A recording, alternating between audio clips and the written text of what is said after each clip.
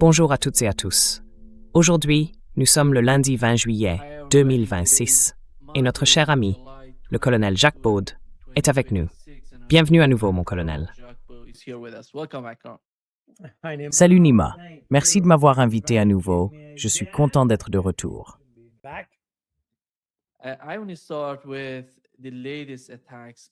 Je voudrais commencer par les dernières attaques visant à isoler, d'une certaine manière, plusieurs villes du sud de l'Iran en raison de leur importance stratégique. L'une d'elles, c'est Bandar Abbas. Ils ont frappé 7 ponts menant à Bandar Abbas, essayant ainsi d'isoler la ville.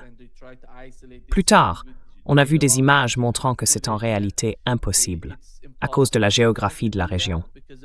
Ils ont aussi visé certaines cibles dans l'ouest de l'Iran. L'une d'entre elles, c'était la centrale nucléaire de Darkovin, située dans la province du Khuzistan, à l'ouest du pays. Cette province est frontalière de l'Irak, tout près de la frontière irakienne.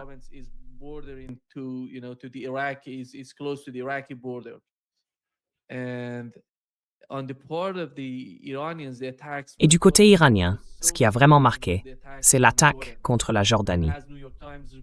Comme l'a rapporté le New York Times, ces attaques ont tué au moins 2 soldats, et l'un d'eux est porté disparu. Hier, ils ont mentionné 2 autres soldats, l'un en Irak et l'autre en Jordanie. Mais ces attaques ont blessé des dizaines de militaires américains et endommagé plusieurs hélicoptères ainsi que des avions de chasse. Et plus tard, on a appris, par le corps des gardiens de la révolution islamique, qu'ils avaient publié un communiqué officiel remerciant publiquement le peuple et les forces armées jordaniennes pour avoir fourni des renseignements essentiels qui auraient permis de mener des frappes précises contre les États-Unis dans la région d'Azraq.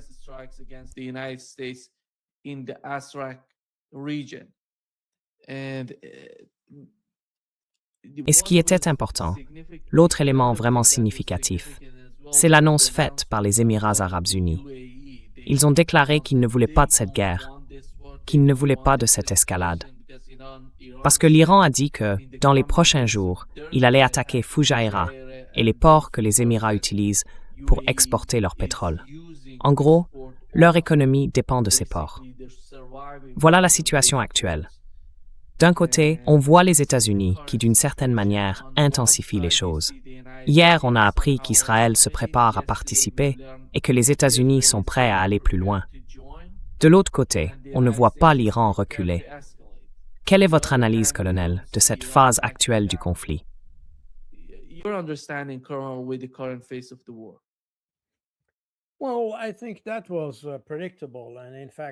Eh bien, je pense que c'était prévisible. D'ailleurs, certains experts l'avaient déjà annoncé. Pas forcément l'endroit exact où la frappe aurait lieu, mais dans l'ensemble, on savait que ça évoluerait comme ça.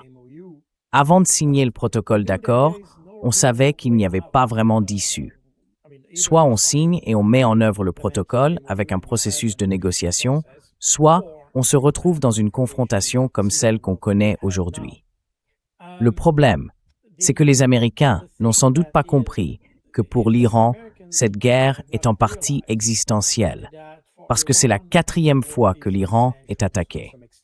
2 fois en 2024 et 1 fois en 2025. It has been in 2024 and twice in 2024, once in 2025. And Iran knows that Et l'Iran sait que, même s'il y avait un accord de paix, ce serait une paix très fragile. Parce qu'Israël n'a pas encore renoncé à cette idée de détruire l'Iran. Et probablement, il y a encore des gens aux États-Unis qui envisagent aussi cette idée de détruire l'Iran. Au fond, on entend parler de la guerre contre l'Iran depuis des décennies. Et maintenant, ça devient une réalité. Les Iraniens savent bien que si le problème n'est pas réglé une bonne fois pour toutes, il reviendra encore plus fort. Depuis 2024, on a vu une escalade du conflit. À chaque fois, c'était plus fort, plus intense. Donc si je comprends bien, je ne suis pas à Téhéran, mais d'après ce que je perçois, le raisonnement des Iraniens, c'est qu'il faut maintenant résoudre cette question.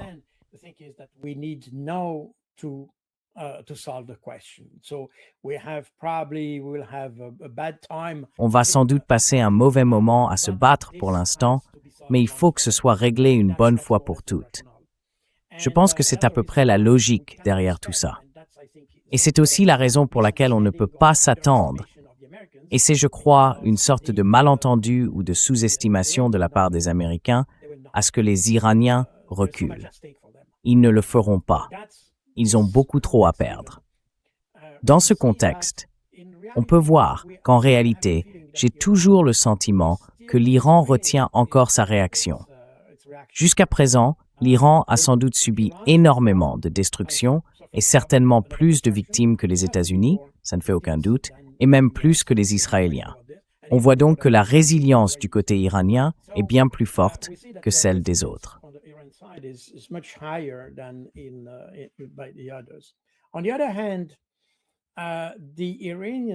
D'un autre côté, les Iraniens n'ont pas frappé de cibles civiles. Il faut le souligner aussi. Quand on lit les médias, surtout en Europe, on entend dire qu'ils ont frappé Bahreïn, qu'ils ont frappé la Jordanie, et ainsi de suite. Mais si on regarde les faits de près, les Iraniens ont visé des installations américaines dans ces pays et ils ont évité d'attaquer des cibles civiles. Les quelques rapports qu'on a reçus en mars ou en avril disant que certains hôtels ou certains sites avaient été touchés, ou que des zones civiles avaient été visées aux Émirats arabes unis ou au Qatar, concernaient surtout des endroits utilisés parce que les sites militaires avaient été détruits. Les États-Unis ont donc dû trouver d'autres lieux pour mener leurs opérations ou installer des centres de communication, ce genre de choses.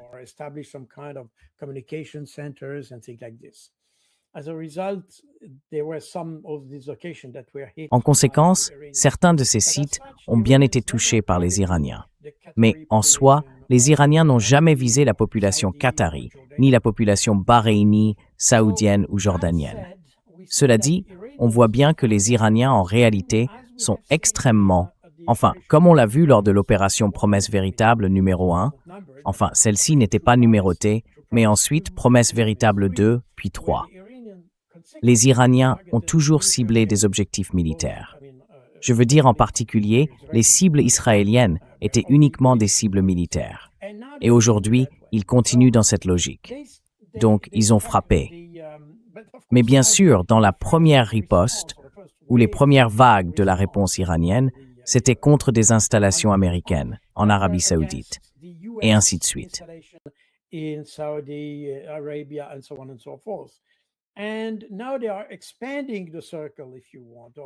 maintenant, ils élargissent le cercle, si vous voulez, ou plutôt le champ de leurs attaques. Et les États-Unis aussi. Peut-être que c'était prévu par les Iraniens, je n'en sais rien. Ce serait d'ailleurs très malin de laisser les Américains transférer beaucoup de matériel vers la base Mouafaq, en Jordanie, puis d'attendre que tout soit sur place pour frapper tout cet équipement. Parce qu'apparemment, il y avait des avions, pas mal d'avions, qui ont été endommagés ou quelque chose comme ça. Je ne connais pas exactement les chiffres et je crois qu'il n'y en a pas de précis pour le moment, du moins dans les sources ouvertes. Ça concerne à la fois le nombre de soldats tués ou blessés et le matériel qui a été détruit.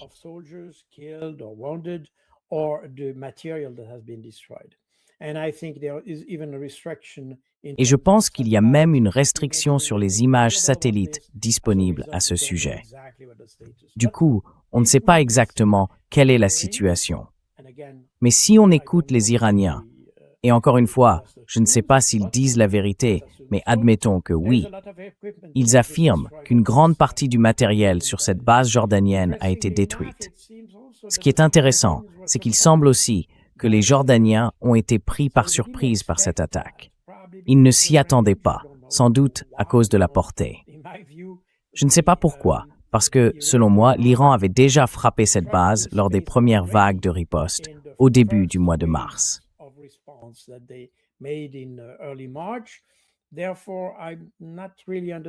Donc, je ne comprends pas vraiment pourquoi les Jordaniens ne s'attendraient pas à d'autres vagues qui les atteignent. Je ne saisis pas exactement quelle est la situation. L'élément nouveau que vous avez mentionné, c'est que, d'après les gardiens de la Révolution, il semblerait que les Iraniens aient obtenu des informations venant de la population jordanienne. quoi que cela veuille dire. Parce que on peut très bien imaginer que certaines personnes donnent des informations sans le vouloir. Pas forcément parce qu'elles sont des traîtres ou quelque chose comme ça, mais simplement parce qu'elles répondent à des questions un peu naïvement. Et c'est comme ça que ça arrive. Mais cela veut dire que les Iraniens ont probablement un réseau de renseignement plus étendu dans ces pays, dans les pays arabes, qu'on ne le pense habituellement.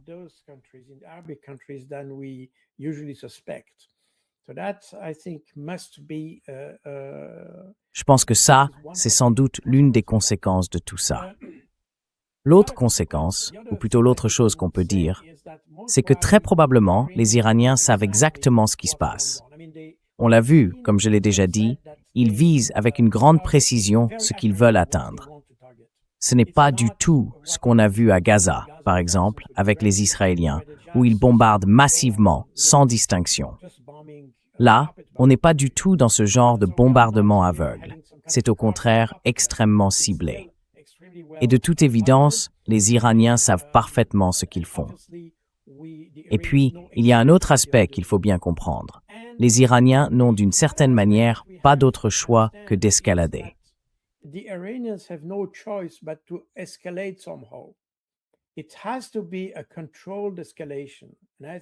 Il faut que ce soit une escalade contrôlée.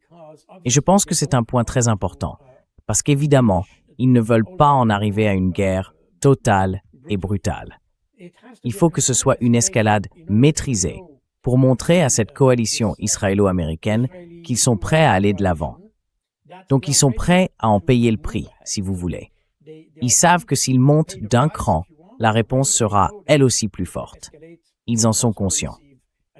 Mais en même temps, ils ne veulent pas aller jusqu'à l'extrême, jusqu'à la guerre totale.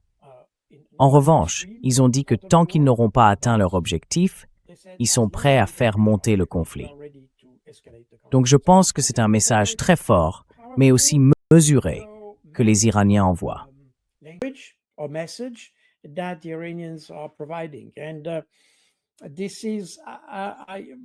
À mon avis, comme on l'a déjà vu lors des précédentes opérations True Promise, les Iraniens gardent un contrôle extrêmement strict sur la nature de leur riposte. C'est une réponse très précisément adaptée à leurs objectifs. Je ne suis pas sûr qu'on puisse en dire autant du côté américain. On a eu cette attaque apparente contre une centrale nucléaire en Iran, très probablement menée par les États-Unis, je ne sais pas.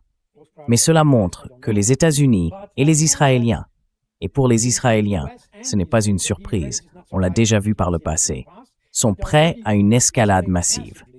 Parce que l'objectif, ce n'est pas d'amener les gens à la table des négociations, ni de les inciter à discuter. L'objectif, c'est de faire peur.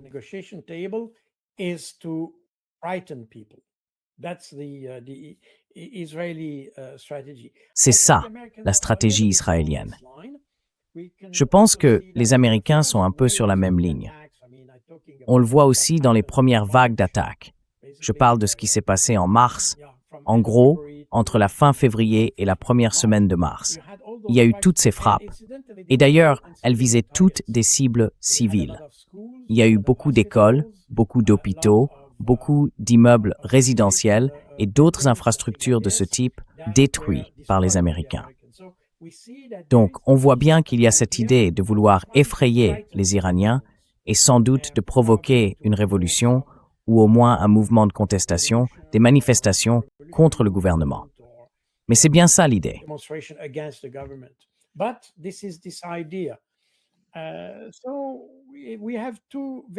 Nous avons donc ici deux stratégies très différentes pour faire face à cette escalade. Et ce qu'on observe du côté iranien est tout à fait cohérent avec ce qu'on a vu jusqu'à présent. Cela veut dire que le commandement et le contrôle en Iran suivent un scénario très bien défini pour gérer la situation. Ils sont probablement, du moins sur le plan intellectuel, mieux préparés que les Américains. Ce n'est pas vraiment surprenant, parce que du côté américain, je ne suis pas sûr que tout le monde soit sur la même ligne à propos de ce conflit.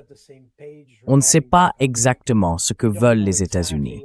On ne sait pas s'ils cherchent à obtenir la paix ou à atteindre une forme de succès. Et d'ailleurs, quel type de succès? Il y a donc beaucoup d'incertitudes quand on regarde la stratégie américaine.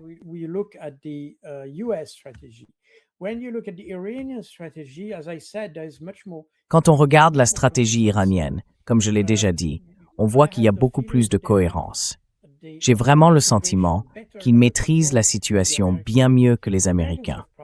Les Américains ont sans doute plus de moyens, plus de ressources, plus d'avions et plus de missiles. C'est possible. Mais en termes de commandement et de contrôle, je pense que les Iraniens ont une réponse plus structurée sur le plan intellectuel ou mental que les Américains. Et je crois que c'est très clair quand on observe le type de cible utilisé par les Israéliens. Quand on regarde les Américains, de l'autre côté, on voit qu'il y a beaucoup plus de désordre dans le choix des cibles ou dans le système de ciblage que chez les Iraniens. Voilà ce que je peux dire.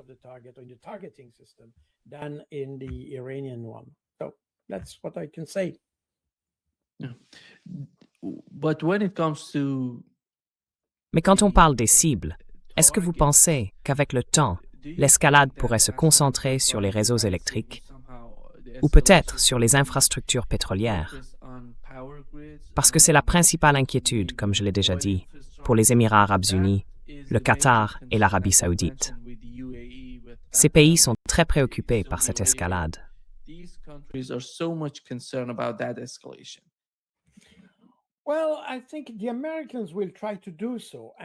Eh bien, je pense que les Américains vont essayer de le faire. En fait, si on regarde les précédentes campagnes aériennes, et si on se penche sur les principes de base de la doctrine américaine en matière de campagne aérienne, de bombardement, on voit qu'il y a toujours un moment où l'on s'en prend au réseau électrique et à ce genre d'infrastructure. Le problème, c'est que quand on attaque, disons, l'Iran, le réseau électrique iranien, on touche forcément à la vie économique du pays. Mais aujourd'hui, on est dans une situation où l'Iran a les moyens de répondre à ça. Et pour l'Iran, ce ne serait absolument aucun problème de détruire les stations de dessalement qu'on trouve au Moyen-Orient dans tous les pays du Golfe.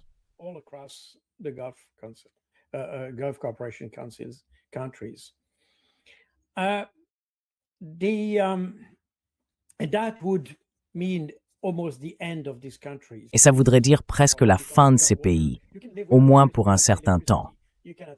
Parce que sans eau, on peut vivre sans électricité, mais on ne peut pas vivre sans eau.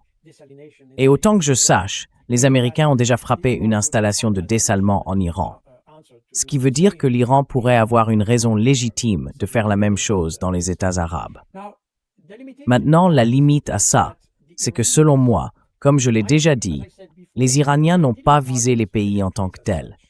Ils ont visé les installations américaines présentes dans ces pays.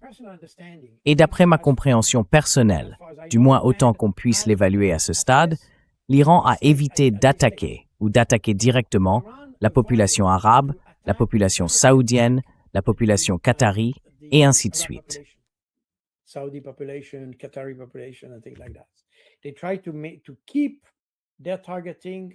Ils ont essayé de limiter leurs frappes aux intérêts américains présents dans ces pays. Mais quand on s'en prend à des installations de dessalement, là on vise directement les pays eux-mêmes, leur population. À titre personnel, je pense que l'Iran serait très réticent à aller jusque-là, sans doute aussi pour des raisons humanitaires, mais pas seulement. Jusqu'à présent, j'ai le sentiment que les Iraniens considèrent encore que les pays arabes, même s'ils estiment parfois devoir réagir à une attaque iranienne, n'ont pas vu leur population complètement se détourner de l'Iran.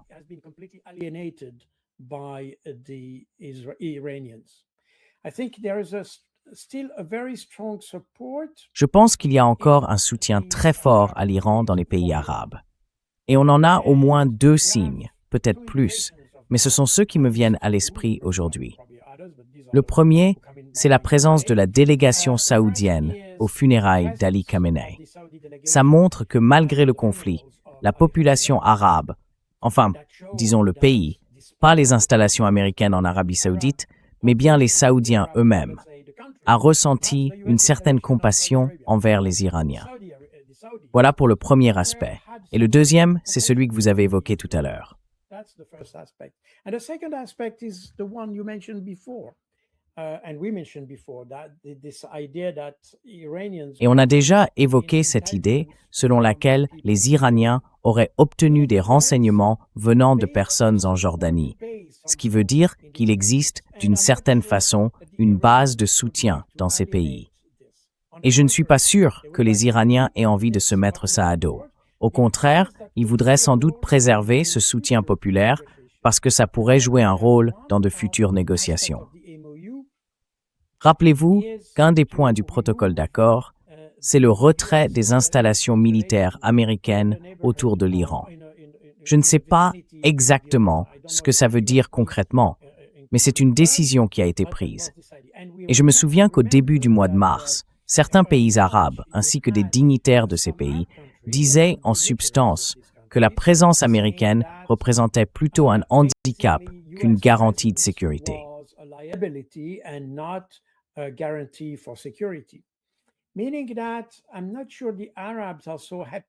Ce que je veux dire, c'est que je ne suis pas sûr que les pays arabes soient vraiment ravis d'avoir les États-Unis sur leur territoire. Et dans ce sens-là, ils pourraient être, pas totalement bien sûr, mais dans une certaine mesure, favorables à l'Iran. Et ça pourrait jouer un rôle plus tard dans d'éventuelles négociations. Encore une fois, je ne suis pas dans la tête des dirigeants iraniens. Je ne sais pas exactement ce qu'ils prévoient. Mais j'imagine qu'ils cherchent à préserver le soutien potentiel qu'ils ont dans les pays arabes aussi longtemps que possible. Et qu'ils évitent d'attaquer des installations qui toucheraient directement les populations arabes, tant qu'ils le peuvent. Et puis, il y a sans doute un troisième argument à ça. C'est plus facile d'accuser les États-Unis ou de leur reprocher certaines choses parce qu'ils ont déjà attaqué, par exemple, des hôpitaux, des écoles et ce genre de cibles, à condition, bien sûr, de ne pas faire la même chose soi-même.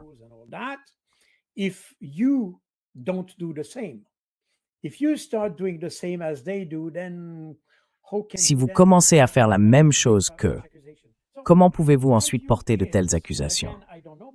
Donc, à mon avis, et encore une fois, je n'en suis pas certain, mais d'après ce qu'on a vu jusqu'à présent, d'après la façon dont l'Iran a réagi aux différentes attaques qu'il a subies, j'ai le sentiment que les États-Unis pourraient très bien essayer de frapper le réseau électrique ou des infrastructures de ce type.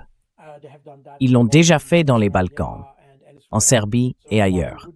Alors pourquoi ne le ferait-il pas en Iran? C'est donc possible, mais la réaction iranienne serait sans doute plus mesurée et probablement moins directe qu'on pourrait le penser.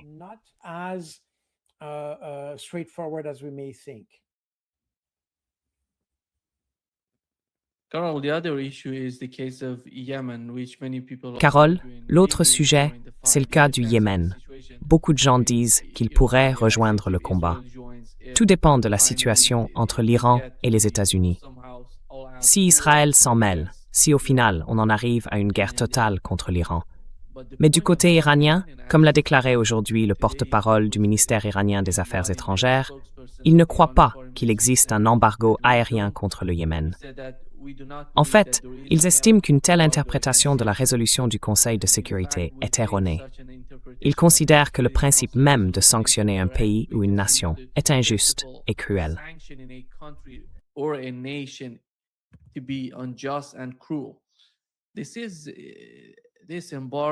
Cet embargo sur le Yémen est très important à bien des égards, parce qu'il ne concerne pas seulement les États-Unis.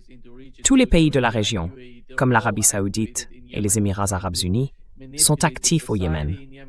Ils essaient de manipuler la société yéménite, de l'intérieur comme de l'extérieur. Ils exercent une forte pression. Mais, d'une certaine manière, l'Iran, ces derniers jours, a tenté de faire bouger la situation face à l'embargo, face au blocus imposé au Yémen. Et il semble qu'avec le temps, le Yémen prenne conscience de la fragilité de la position saoudienne, notamment à cause de ses installations pétrolières et de son oléoduc. Et donc, ils peuvent riposter. C'est pour cela qu'ils peuvent s'opposer à ce blocus, que les Iraniens et les Yéménites considèrent comme injuste.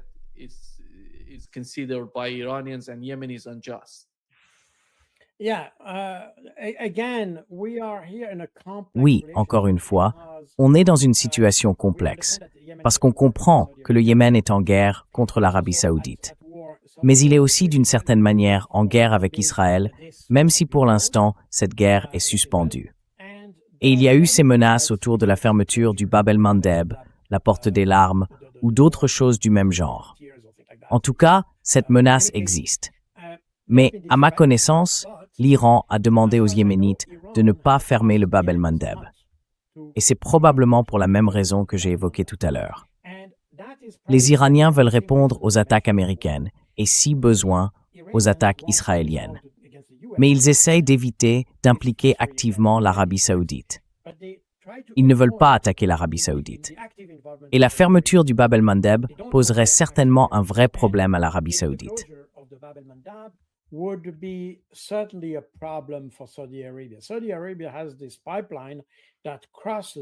L'Arabie saoudite a un oléoduc qui traverse le pays d'est en ouest. Et elle dispose de 2 ports sur la mer Rouge, des ports alternatifs qui lui permettent en fait de contourner le blocus du détroit d'Ormuz en utilisant cet oléoduc d'Aramco qui débouche sur la mer Rouge. Évidemment, si le Bab el-Mandeb venait à être fermé, ce serait un coup très dur pour les exportations saoudiennes, surtout pour le pétrole. Et ce serait encore pire si les Houthis commençaient à viser cet oléoduc, celui d'Aramco. C'est certain. Je pense que les Iraniens voudraient éviter ce scénario, ou du moins, ils garderaient cette option comme un dernier recours. Et en la gardant comme dernier recours, ils peuvent s'en servir comme levier pour obtenir le soutien de l'Arabie saoudite afin de résoudre la situation. C'est donc une relation triangulaire, assez complexe.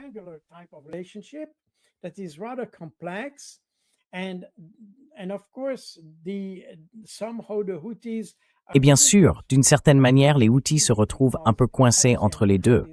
Parce que, évidemment, on a eu ce cas il y a quelques jours où les Saoudiens ont bombardé l'aéroport de Sanaa ou des sites similaires, empêchant certains avions d'atterrir à Sanaa et ce genre de choses. Donc on est dans une situation assez ambiguë. Les Iraniens, eux, voudraient éviter de trop polariser tout ça, pour ne pas transformer une relation triangulaire en un conflit bilatéral. Et je pense, c'est mon avis personnel, que comme je l'ai dit, les Yéménites ont menacé de fermer le Bab el-Mandeb, et apparemment, l'Iran leur a demandé de ne pas le faire pour le moment.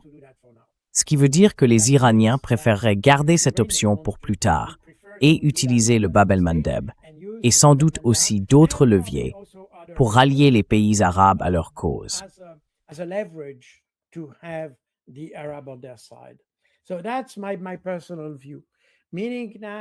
Voilà, c'est ma position personnelle. Ce que je veux dire, c'est que nous sommes dans une relation très complexe. Et vous savez, c'est toujours comme ça au Moyen-Orient. Si on regarde l'ensemble du conflit en Syrie ou même celui en Irak, on retrouve toujours ce genre de relation triangulaire. Ce n'est jamais tout noir d'un côté et tout blanc de l'autre. Il y a toujours toute une gamme de nuances de gris. Et c'est ça qui rend la politique ou la gestion des conflits au Moyen-Orient extrêmement complexe. Parce qu'il faut comprendre avec quelle partie on peut discuter, jusqu'à quel point c'est possible, et à partir de quand ça ne l'est plus. Et ces limites-là, entre ce qui est possible ou pas, elles bougent sans arrêt.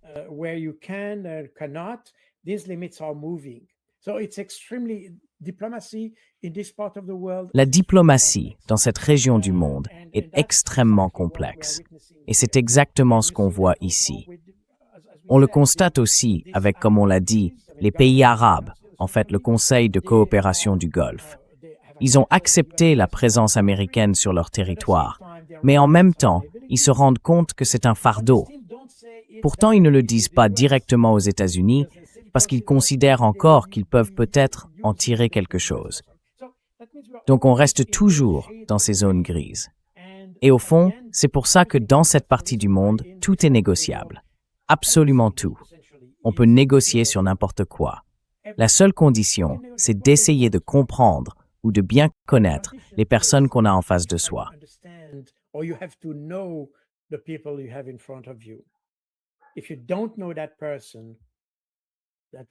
Si vous ne connaissez pas cette personne, tout ça vous échappera. Et ça, c'est mon expérience personnelle. J'ai dû gérer certains conflits dans cette région du monde. Et je peux vous dire que c'est extrêmement complexe. Il faut vraiment bien comprendre ce que les gens pensent, ce qu'ils ont en tête. Et ça, c'est parfois très, très difficile. C'est exactement ce qu'on voit se jouer aujourd'hui. Tout est ambigu. La position du Conseil de coopération du Golfe, celle des Iraniens dans une certaine mesure, celle des Houthis, tout ça. Et le problème dans une telle situation, c'est que les Israéliens et les Américains arrivent dans cet environnement complexe avec des idées qui sont soit noires, soit blanches. Ils n'ont aucune notion des nuances de gris.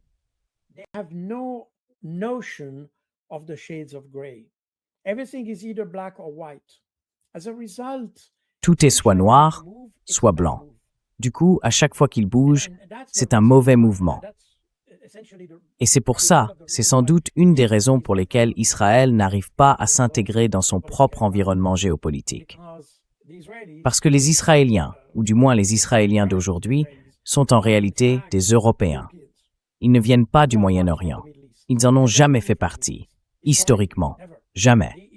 Les Israéliens qui vivent actuellement en Israël sont des Européens, des purs Européens. Il y a un petit nombre d'Israéliens Mizrahim qui, eux, appartiennent à la culture moyen-orientale et qui peuvent sans doute mieux comprendre la nuance et la subtilité du dialogue ou de la diplomatie au Moyen-Orient.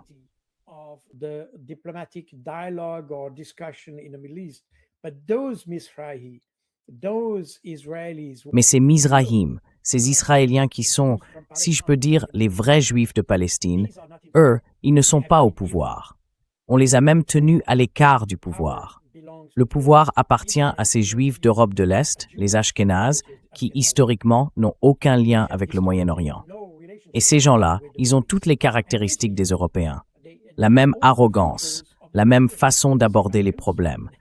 Ils ont sans doute aussi des qualités, peut-être qu'ils sont plus efficaces, ou quelque chose comme ça. Mais en même temps, ils ne sont pas capables de comprendre des relations complexes à 3 dimensions.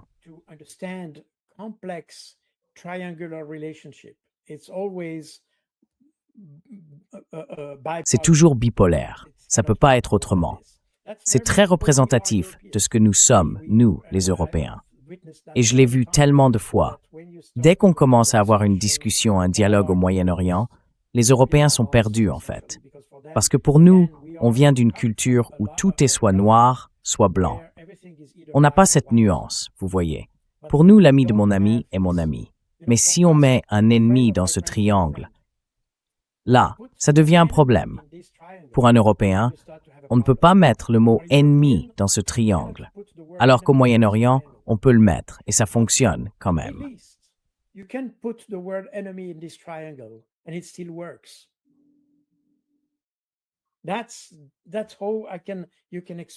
C'est comme ça qu'on peut expliquer, ou disons illustrer la situation. C'est très complexe. Et on est exactement dans ce modèle quand on parle de l'Iran et du conflit ici. Entre les États-Unis et Israël, il y a évidemment tout le reste, le 3e point du triangle, les Arabes, les Yéménites et tout ce qui va avec. Donc oui, c'est une situation très complexe. Mais je pense que les Iraniens sont assez intelligents pour garder tout ça sous contrôle. La vraie question, c'est de savoir si les Américains, eux, peuvent comprendre ça. Et c'est là que tout reste ouvert. En fait, j'aurais bien plus confiance dans les Iraniens pour résoudre une situation aussi complexe que dans les Américains.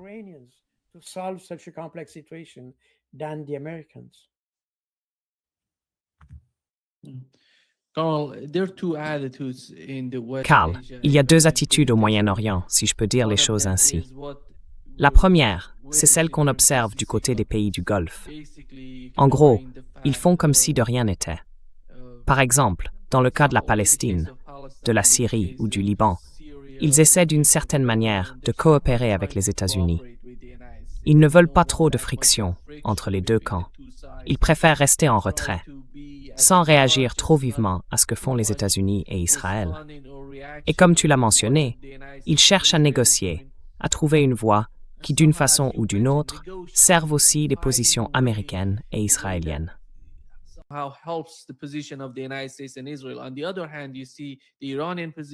D'un autre côté, on voit la position de l'Iran et celle du Yémen, du peuple yéménite. Ils discutent, ils négocient, mais en même temps, ils gardent les yeux fixés sur leur objectif. Ce qui compte le plus pour eux, c'est la finalité. Par exemple, la Palestine, le Liban, la libération du Liban, la fin de l'occupation au Liban, et aussi, à mon avis, la question de la Syrie. Mais l'administration Trump, les États-Unis, l'Empire américain, la domination américaine, sont aujourd'hui à un moment critique. Ils doivent décider de ce que sera l'avenir. Est-ce qu'ils vont continuer dans cette logique d'hégémonie ou est-ce qu'ils veulent poursuivre ces guerres?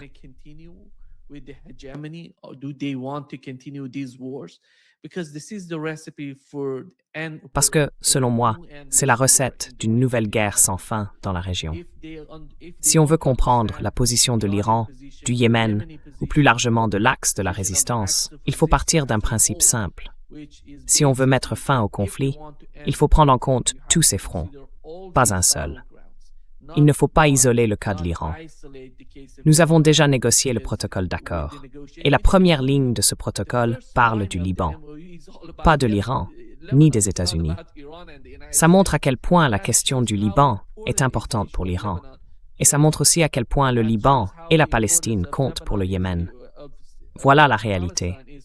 Je ne vois pas, du côté des États-Unis, cette compréhension-là, ni la volonté de la reconnaître. Et même s'ils la comprennent, ils ne veulent pas l'accepter.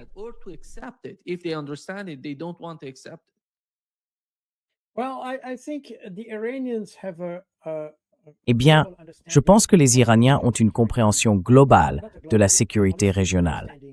Pas globale au sens mondial, mais plutôt une vision d'ensemble, holistique, de la sécurité régionale.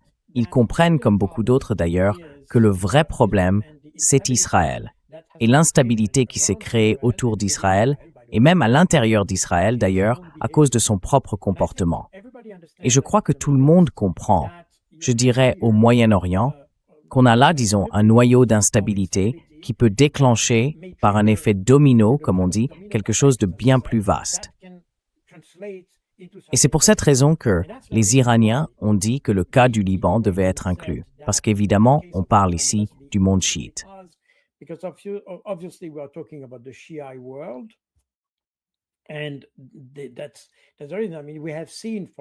Et c'est pour cette raison, enfin, on a vu par exemple que quand les États-Unis et les Israéliens ont commencé à bombarder l'Iran, toutes ces factions chiites en Irak et ailleurs se sont mises à mener leur propre guerre. Ça veut dire que quand les États-Unis frappent l'Iran, ça influence le comportement de tous ces mouvements. On ne peut donc pas considérer un théâtre d'opération séparément des autres. Le théâtre de guerre en Iran est lié, d'une manière ou d'une autre, à celui du Liban, qui lui-même est lié à celui de la Syrie et du Golan, et évidemment à ce qui se passe en Irak. Et ce qui se passe en Irak a aussi un impact sur ce qui se passe en Arabie Saoudite. Rappelez-vous qu'il y a une importante minorité chiite en Arabie Saoudite. Ne l'oubliez pas.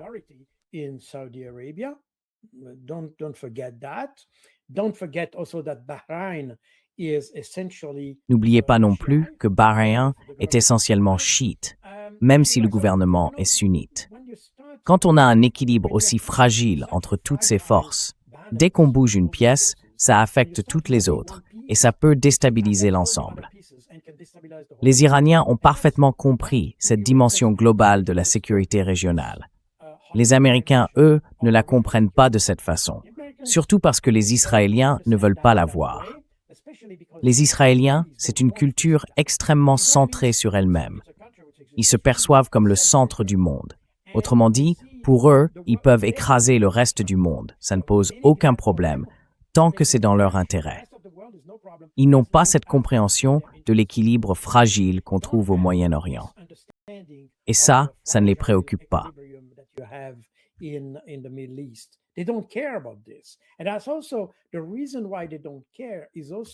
Et c'est aussi pour ça qu'ils s'en fichent, parce qu'ils pensent que s'ils provoquent un déséquilibre, les États-Unis viendront les sauver. Donc, ils n'ont pas besoin de s'en préoccuper, puisque les États-Unis finiront par régler le problème. Et il suffit d'avoir un président un peu idiot qui fera exactement ce qu'ils veulent.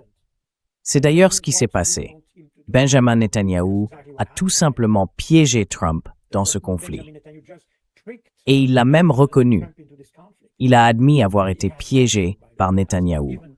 Donc on voit bien qu'il y a là quelque chose de récurrent. J'ai d'ailleurs écrit plusieurs livres sur le terrorisme et sur cette culture du Moyen-Orient qui expliquent pourquoi certaines personnes en viennent à recourir au terrorisme ou à des actes de ce genre.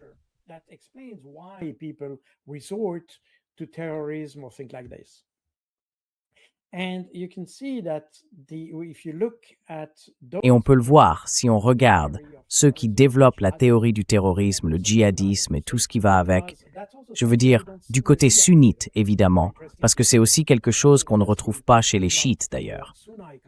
C'est très intéressant de constater que ce sont les sunnites qui ont développé cette approche, et pas les chiites. Mais, bon, dans cette région du monde, il y a toujours cette idée d'une approche globale de la sécurité régionale. Tout est lié à autre chose, et dès qu'on bouge un élément, c'est tout l'équilibre qui peut être menacé. Et ça, les Iraniens l'ont très bien compris. Les Américains, eux, exercent une hégémonie. Oui, on peut vraiment parler d'hégémonie.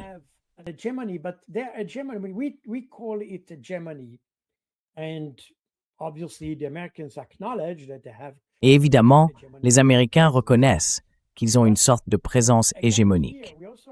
Mais encore une fois, ici, il faut aussi se mettre à la place des Américains. Je ne dis pas qu'il faut accepter leur point de vue, mais il faut comprendre ce qu'ils pensent.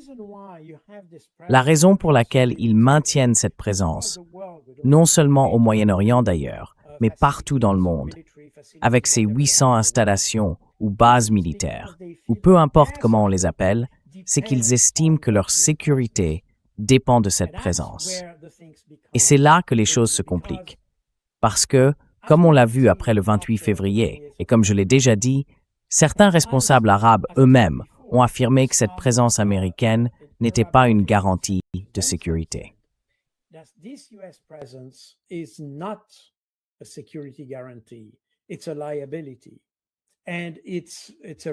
C'est un handicap, et en fait, c'est une recette pour l'insécurité. Mais si on regarde ça du point de vue des États-Unis, eux estiment qu'ils doivent être présents, parce qu'ils sont les seuls à pouvoir assurer la sécurité. Là encore, on est face à deux visions très différentes de ce que signifie la sécurité. Vous savez, pour moi personnellement, si deux tribus se battent au Pakistan, en Afghanistan, en Iran ou en Arabie Saoudite, ça ne me dérange pas du tout, personnellement. Le problème, c'est que les Américains ont le sentiment que dès qu'il se passe quelque chose quelque part, ils doivent le contrôler ou pouvoir l'utiliser, voire le détourner à leur avantage. Et c'est pour ça qu'il y a autant de conflits qui se sont aggravés. Typiquement, le problème kurde.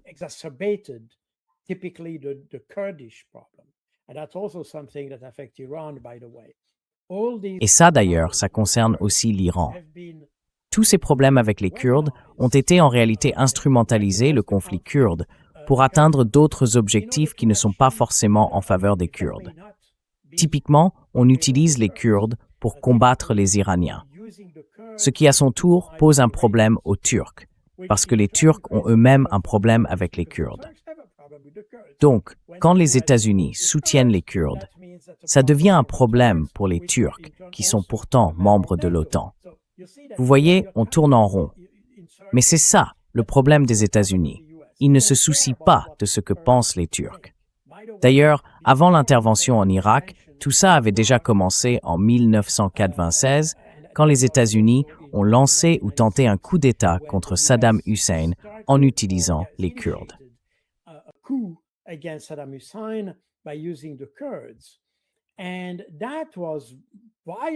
Et ça a été brutalement, ou plutôt violemment, oui, violemment, rejeté par les Turcs.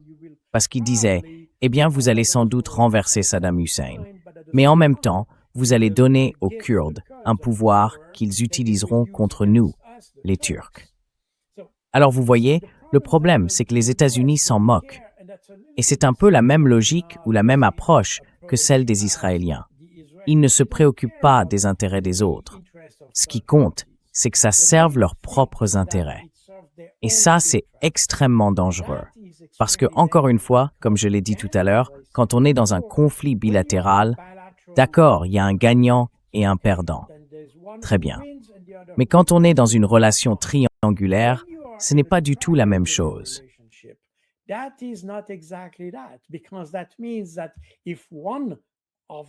Parce que ça veut dire que si l'un des trois perd, il y en a deux autres qui peuvent revendiquer la victoire ou en tirer profit.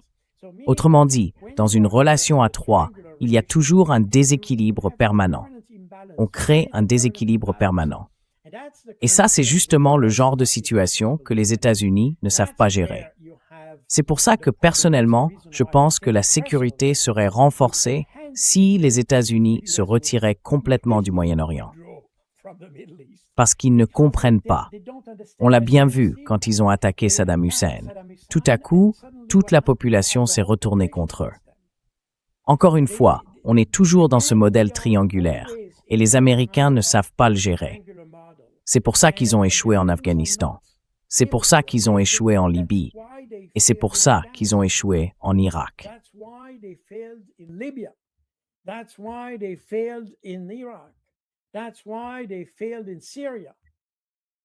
C'est pour ça qu'ils ont échoué en Syrie. Le Moyen-Orient, c'est un monde qui fonctionne selon des principes différents de ceux de notre culture occidentale. Pour nous, la guerre, par exemple, c'est toujours un jeu à somme nulle. Il y a un perdant et un gagnant. Un jeu à somme nulle. Mais comme je l'ai souvent expliqué, quand on parle de terrorisme, comment peut-on parler d'un jeu à somme nulle alors que les autres ne comprennent pas la victoire comme nous la comprenons? Comment peut-on, par exemple, chercher à dissuader quelqu'un, un terroriste, disons? Comment peut-on le dissuader en le menaçant de le tuer si cette personne est prête à mourir?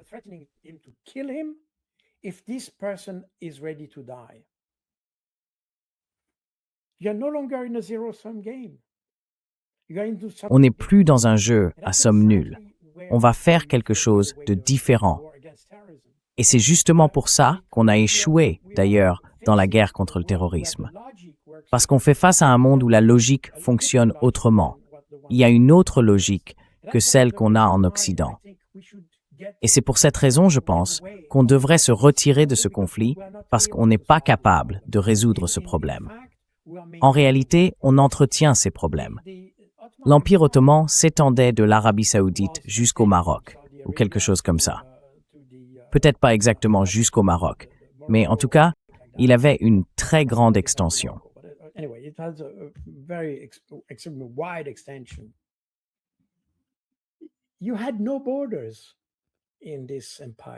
Dans cet empire, il n'y avait pas de frontières. Les gens vivaient très bien sans frontières. La frontière, c'est quelque chose qu'on a inventé en Occident pour régler nos propres problèmes en Europe, parce qu'on en avait besoin. Encore une fois, on a besoin de noir et de blanc. Voilà la ligne. À partir d'ici, tu es allemand, jusqu'à cette ligne, tu es français. Et voilà, tout le monde est content. Mais au Moyen-Orient, ça ne fonctionne pas comme ça. Là-bas, on pouvait avoir toutes ces populations qui aujourd'hui se battent, chiites, sunnites, gens de différentes tribus, et pourtant ils vivaient bien ensemble. Bien sûr, il y avait sans doute des rivalités tribales, parfois des affrontements comme partout, mais dans l'ensemble, ils vivaient très bien, sans frontières.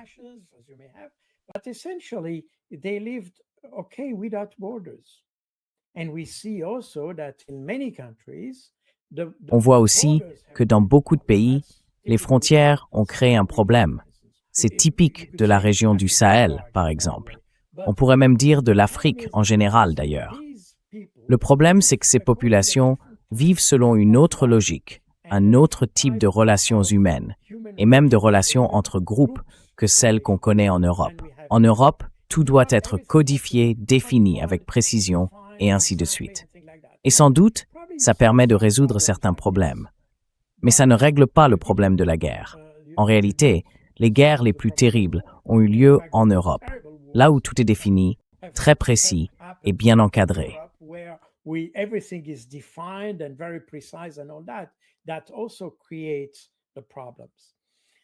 Ça pose aussi des problèmes.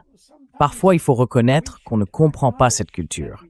Il faut admettre que probablement, ils sont mieux placés pour résoudre leurs propres problèmes ensemble, et que sans doute notre sécurité ne dépend pas de notre présence là-bas. En réalité, on crée peut-être plus d'insécurité que de sécurité. Et c'est évident qu'au Moyen-Orient, toute la région a été complètement déstabilisée depuis que les États-Unis ont tenté d'envahir. Pas seulement les États-Unis d'ailleurs, parce qu'on a toujours tendance à tout leur reprocher. Mais souvenez-vous, il y a eu la première coalition des volontaires qui a combattu l'Irak en 2003. Il y avait bien sûr les États-Unis, mais aussi la Grande-Bretagne, la Pologne et l'Ukraine. But you also had Poland and you also had Ukraine. You had all these, all the Baltic states. They were all the first. Il y avait tous ces autres États baltes. C'était eux, les premiers à intervenir là-bas. Et ce sont des gens qui n'avaient absolument aucune idée des mentalités de la région. Ce sont eux qui ont créé le problème. Oui, ils ont créé le problème. Et maintenant, on se retrouve avec une situation qui, depuis environ 25 ans, est complètement déstabilisée. Et pour encore très longtemps, on en subira les conséquences. Tout ça à cause d'un conflit inventé, je dirais, par des gens qui n'avaient aucune connaissance des cultures du Moyen-Orient, qui ne comprenaient pas la logique dans laquelle les gens se comprennent là-bas et qui, en fait, ont bouleversé tout un mode de vie.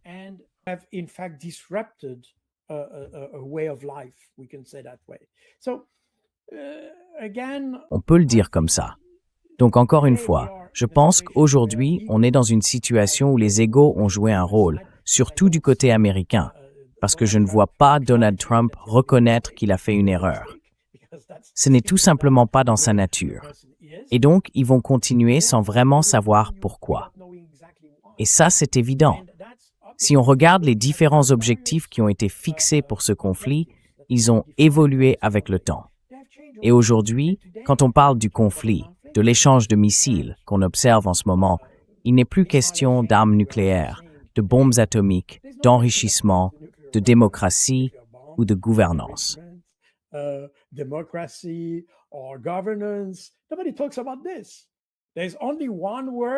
Personne ne parle de ça. Il n'y a qu'un seul mot, Hormuz. Et encore, quand on parle d'Hormuz, de la liberté de circulation et tout ça, ce n'est même pas si clair. Parce que même Donald Trump lui-même veut faire payer un droit de passage à ces navires qui transitent. Donc, on voit bien qu'il n'y a absolument aucun objectif. Ils ne savent même pas ce qu'ils veulent. Et je vous rappelle ce que disait Sun Tzu. Si vous comprenez la logique de votre ennemi et la vôtre, vous avez 100% de chances de victoire. Si vous comprenez seulement la vôtre, mais pas celle de l'ennemi, vous n'avez que 50% de chances de gagner.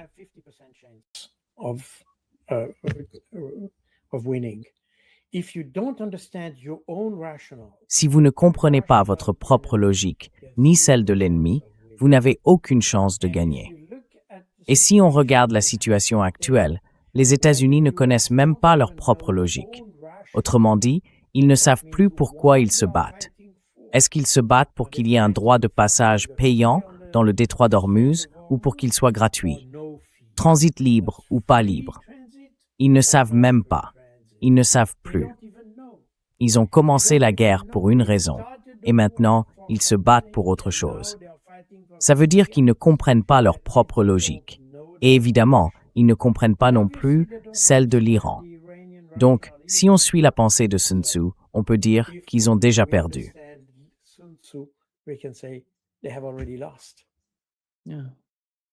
Oui, merci Carl.